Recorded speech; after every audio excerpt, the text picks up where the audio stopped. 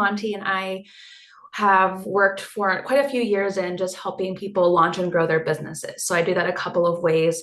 First, for about 7 years, I've worked with businesses to help figure out the systems and processes they need to grow and scale. So that's the operational aspect that you're talking about. And then last year, I also became the owner of Hera Hub DC. So working to provide that sort of support for launching and growing businesses through community and resources and events and just women supporting women and being there for one another. Certainly AI is a big topic in kind of both of those circles. And I work with a lot of my clients as well as my members to implement it. The approach that I've always taken is sort of I steal from the product world where they talk about minimum viable products, but I talk a lot about minimum viable systems. And essentially, it's very similar with AI. I think people get really overwhelmed and feel like they need hours and hours and hours to do all this research to really implement it fully into their business, or they need to take all these courses and sessions. And certainly those things can be helpful.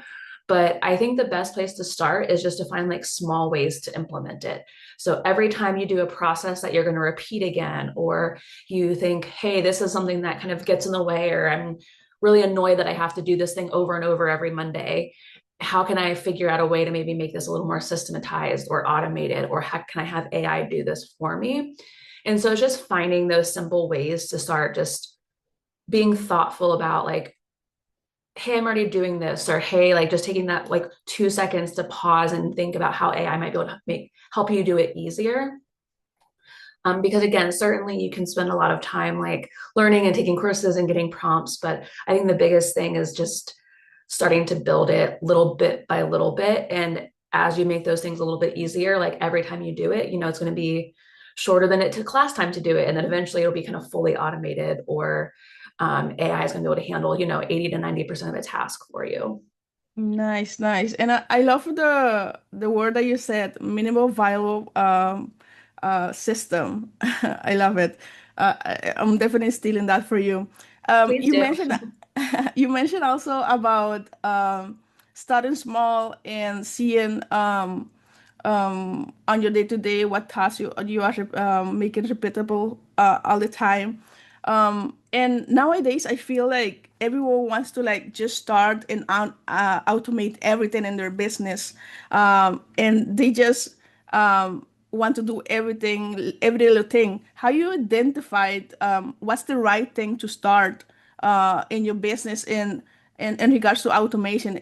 Do you have like a couple of tips that you say like um, for you to automate something, it needs to have these specific items for you to be ready to automate a process, etc. Like, how do you go about teaching founders that are wanting to start automation their businesses and they don't know where to start? That's a really great question. I see it a lot with the founders that I work with, that they think that the next productivity tool is going to be the one that saves them. And I have certainly fallen into this trap myself. I still do sometimes. You see a new shiny toy and think, oh, if I, this new software, this, AI is going to be the thing that just like finally makes me organized and makes everything run smoothly. And instead they end up with like 10 half adopted softwares that aren't actually really helping anything, or that take more time to update and keep up than actually, than it actually saves you in time. So I think that the first step that I always do is kind of come in and do like an audit. And the real question is more about what does kind of their daily workflow already look like? And more importantly, like where are the pain points in their business?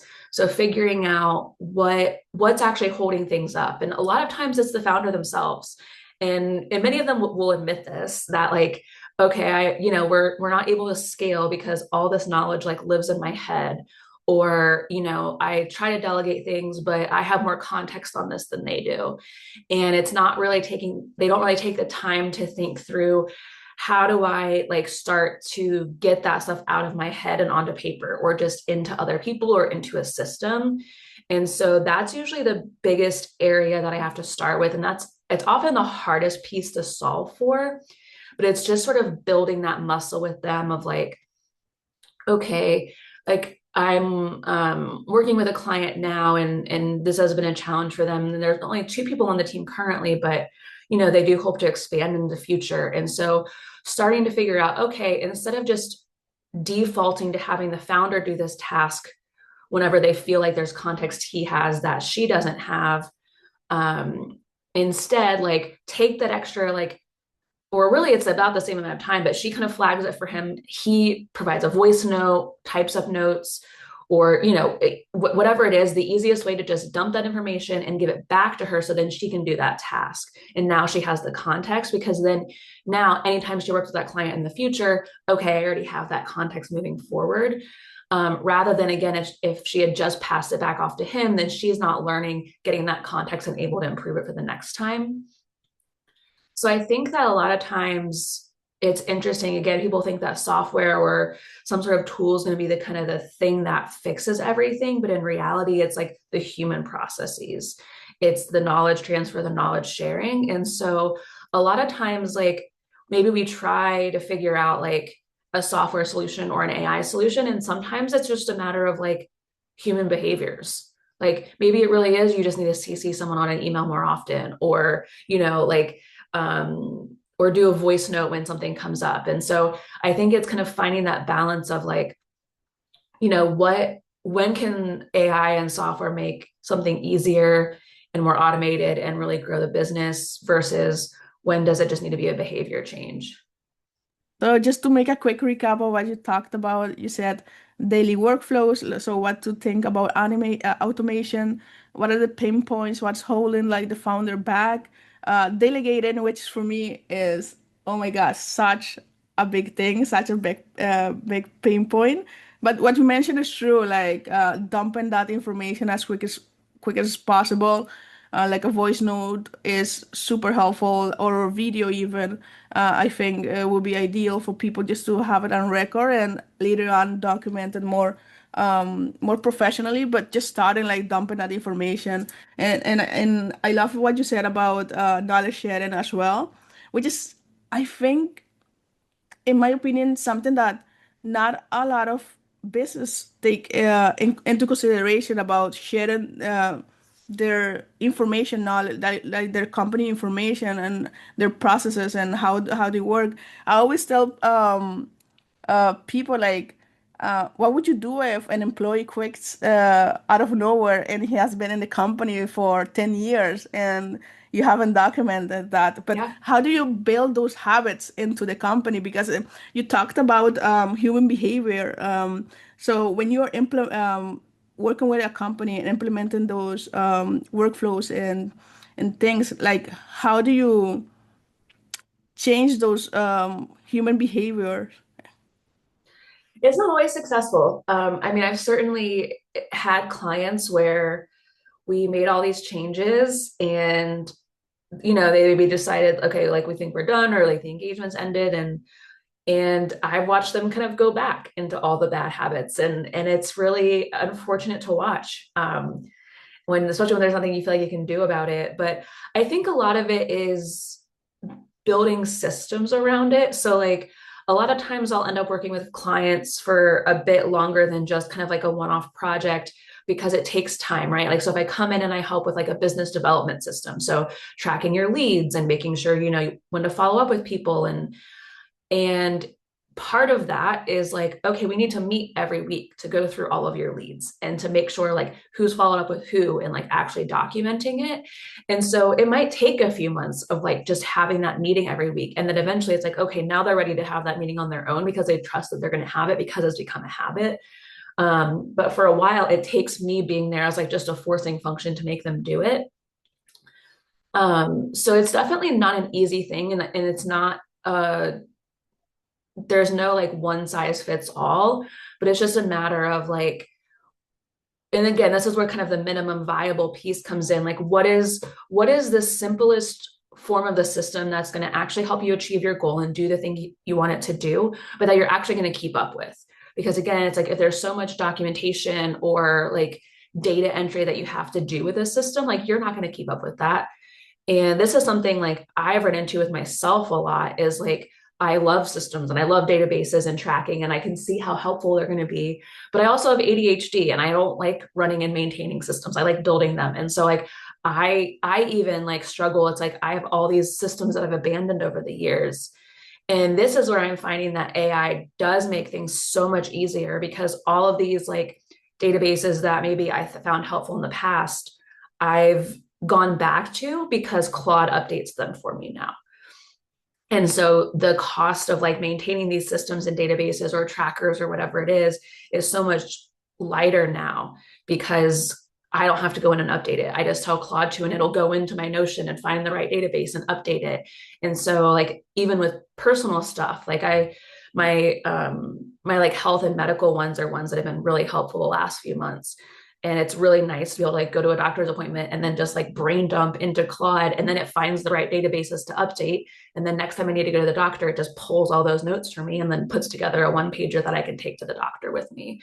And so I think that's true for a lot of different systems. And so that's one thing where I think AI is making a huge difference is just we're able to track and maintain a lot of knowledge and information to share amongst ourselves, but also with like employees or teammates in a way that we weren't able to even a year or 2 years ago.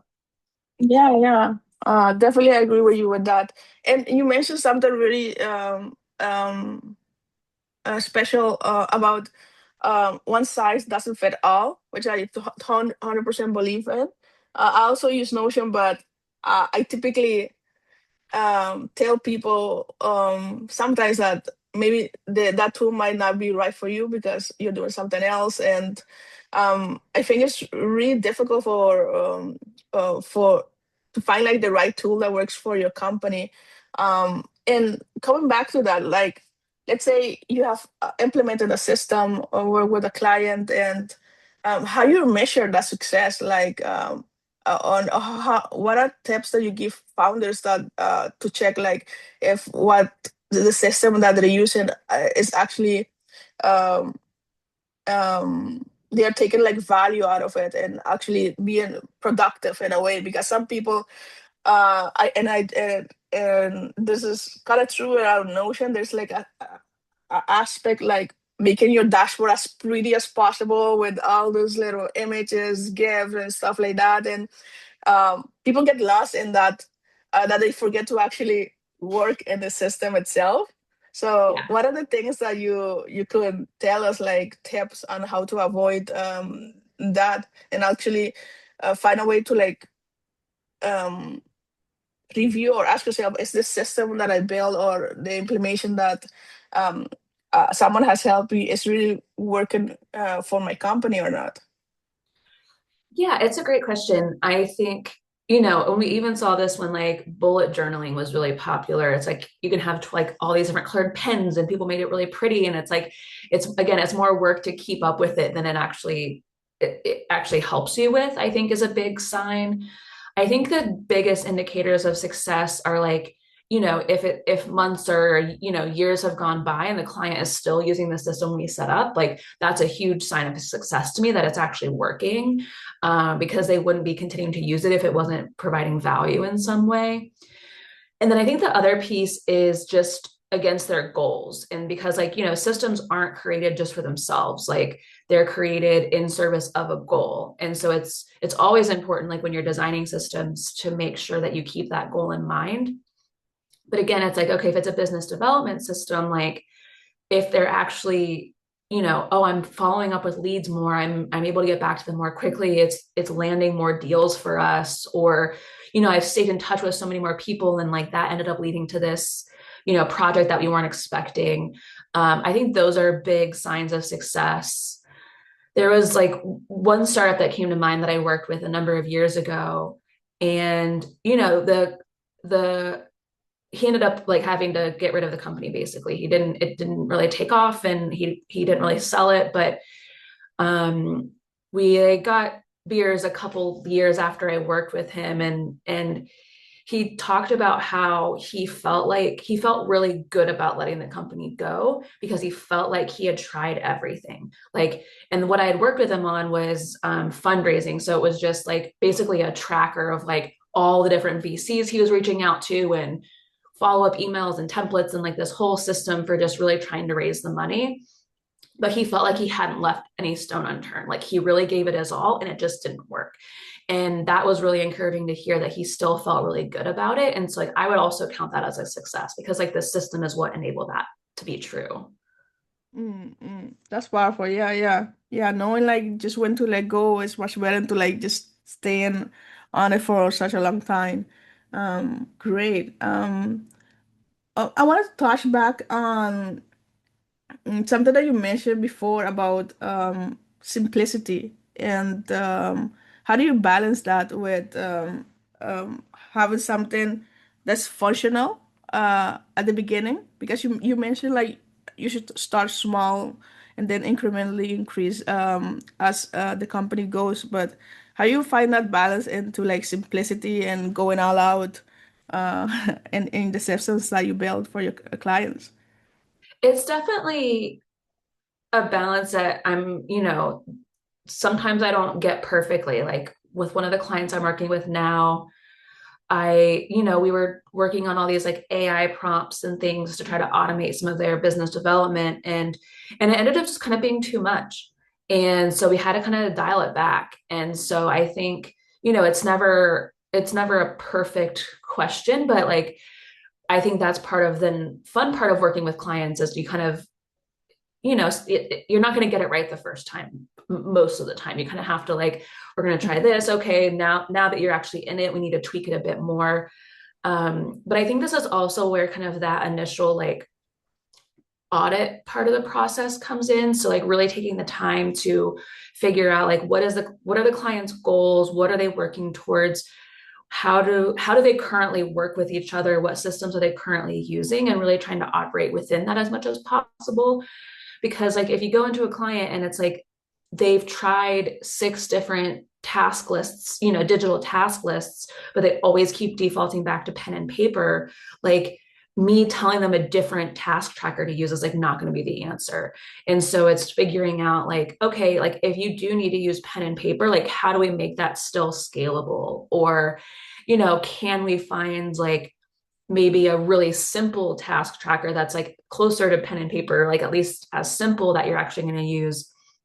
Because yeah, sometimes people think they need some fancy like, Airtable database or, software system. And in reality, it's like, no, you just need like Google Tasks or like you really just need a spreadsheet. And I think it's a matter of just that again, you just have to really kind of get to know the clients and how they work. And so I do always ask them like, what have you tried in the past that hasn't worked?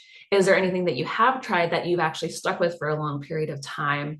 And then this is where it's also helpful, especially if they do have employees or like team members, to talk to them too, because they might tell you that like, hey, we've tried this with our boss and it just hasn't really worked, or like he keeps, doing this and this instead of this. And like you can really get more information. And then it's like, okay, now I can like figure out, how they all work together and work with each other and come up with a better solution or tweak what we're actually working on to get it closer to what something is that's actually going to work for them. Mm-hmm. Interesting. You touched a really good point about that, talking about the founder itself. Like, how important is it for the founder actually to follow through in the operation? Like, when it's something is changing and or just um and just focusing like on the employee only. Or for example, I'm gonna cut this. Let me Yep. let me rephrase the question because I did had a good question. Um, let me see. Uh, yeah, okay. So it's an interesting thing that you said because you mentioned something very key there, which is the founder. Like um I remember working in some automation project that some founders don't actually apply the system that they're trying to build. In your experience, how important is for the founder itself to follow a new system? Or is it important, or is it only the employees that should make that change? Yeah, that's a good question. It depends, but I would say that for the most part, it is really important for the founder to be involved. At least like the size of companies that I work with, like there's rarely more than 10 or so employees. And so it's usually pretty important that the founder or CEO or co-founders are part of the solution. And so that's why I think it's critical to kind of take that time to really figure out what's going to work for both the founders and the employees, especially when like we talked about earlier, that like knowledge management and knowledge transfer between the founder employees is part of what's broken or what needs improvement. um, so I think that and again, this is kind of where like you need to get information for both sides and maybe interview some of the employees, but you can also find workarounds. And so this is where it's like, maybe the employees don't mind doing a little bit of like, if they can get that information from their founder, they don't mind doing a little bit of extra work to maybe like input it into the system for them. So it's like, okay, like maybe the founder is not going to pull up the software on their phone and actually input notes after every meeting they have, but maybe they are willing to do a quick voice note and send it to someone after they finish the meeting. Or maybe they are willing to have like an AI thing join their calls as long as like the system is kind of managing the notes on the back end and pulling that information from it. So it is important to kind of figure out like how to work with the founder and everyone in the company to like to see what's actually going to work, and then maybe build some workarounds to ensure that that kind of information is getting where it needs to go. I think this can be true kind of in reverse too. Like I know a company that was a startup and like they hired a business development person, and the business development person was like pretty old school. But he was good at sales and that's what they really needed. And so, it might mean like, okay, the rest of the company is all like very techie people and this person's not. And so how do we kind of work with them to make sure again that this system is going to work for everybody involved? Because ultimately that's the most important thing is like so people are all going to have to make some sacrifices in terms of like keeping up with the system in order for it to work for everybody, but it shouldn't feel like overly burdensome to any one person. Otherwise, again, it's just not going to stick in the long term. Yeah, good points there. All right, wrapping up. Uh, First of all, thank you for taking the time. If you can maybe share with us, how can people find you online and know about what you do?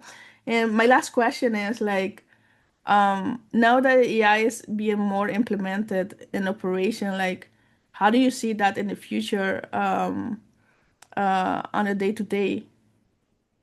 Yeah, I think, I'm definitely very excited about AI. I spend all day, every day in Claude. Like we do a morning briefing and it does an evening briefing, and I'm, working with all of my projects within it. So I'm definitely somebody that's very much adopted it and works within it a lot. I think that there is areas to be cautious about, but I also think, for most people, especially more like knowledge workers, um, it's critical to figure out kind of what their strategic advantage is. Like, what is the thing that like makes you unique as a person and how you think and how you operate? Because that's what's going to be most valuable to the marketplace. And so it's just a matter of figuring out kind of what that unique skill is, and then how do you use AI and like systems to help kind of do the rest of the business for you. So I think, it's and this is where, communities and organizations like Hera Hub are so helpful because, every month and usually multiple times a month, we have sessions on AI. And so founders are able to kind of come in and learn about what new tools are available and how to implement it in their business. And so finding communities of people to kind of help figure it out with you and bounce ideas off is really critical. So yeah, and thank you so much, yeah, for taking the time to chat. I always love talking about this. And I'm Montgomery Pace on LinkedIn, and I'm trying to write on there a bit more so people can check that out. And my newsletter's on there. I'm also on Instagram at monti.pace. But yeah, I hope people come check it out. And I'm always happy I have guru hours every week where people, if they want to come talk about business systems, they can book time with me as well. All right, thank you also for taking the time and talking about operation with me.